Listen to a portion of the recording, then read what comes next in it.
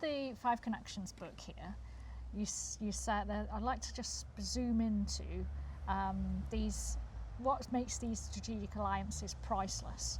And there's expanding your reach, multiplying capabilities, reducing risk, and creating competitive advantages. I'm really interested in the sort of multiplying capabilities sort of aspect, because it sounds like you're continually creating these win-win-wins. How do you sort of make that work for each person? Well, how you make it work is a huge subject, right? And it comes down to the understanding, though, that there is this advantage of collaborating. We've all been in teams, in joint ventures, where it hasn't been like a win-win-win. It's like, wait a second, we're doing the work here, right? Strategic alliance to work over time, there has to be this clear, by working together, it's a real win. Now, you know nature quite well, sort of the world of circularity systems. Can you think of any symbiotic animal relationships where it works really well because they have that? Maybe like there's kind of a big buffalo or oxen or something that has birds on their back, like eating Pecking away, right? eating the bugs and stuff that are on them. Now, if it didn't work that well, one or other would sort of end that dynamic.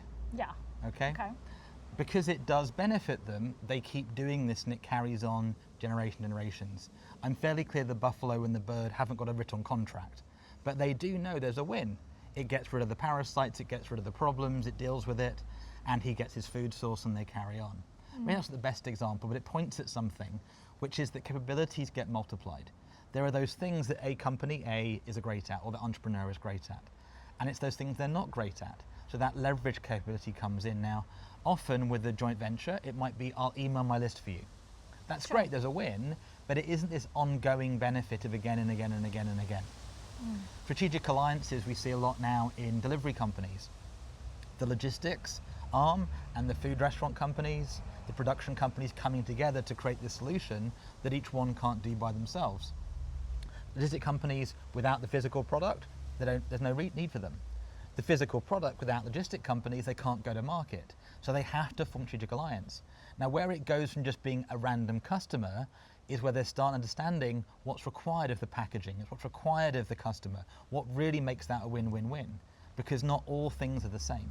So that ability to really dig into what makes this special, what do their customers need, what would make it a win-win-win, better solution, more optimal as we would say, that's where this kicks in. Interesting. And obviously that's a big example of larger companies. But what if you're kind of solo entrepreneur and then you're sort of making a strategic alliance with another solo entrepreneur? What would that look like? Well, you get to start and create with that creativity hat on, right? And again, it always starts from what are your strengths? What are your weaknesses? What are the challenges, opportunities, the old SWOT analysis type stuff? Where's the win? Where's the mix? Where's that harmony kick in? So it may be that one of them is great at teaching and sharing. One of them is great at coming up with ideas, doing fulfillment. So by bringing those skills together, you could combine something. But that's where it has to be an actual win-win-win. If it's just somebody working as an employee, that doesn't really work so well. No. So what can you bring to the party that makes it a benefit? Now that might be business development, it might be cross-border, it might be cross-entry domain. My background is banking and finance and business growth, so when I work with somebody else, I can bring that to bear and have those different perspectives. So it could be skills, but could it be sort of complementary networks? So 100%. A consultancy that is not particularly your sort of domain, but they could introduce you to people. That's a great example. Yeah. And we see it often with accountants and lawyers. I work with exits quite a lot recently, and how they need these referral sources where they do what they do really well, but they're clear what they don't do. And they have their strategic partners around to, if you need help with legacy planning, we've got somebody to go talk to for that.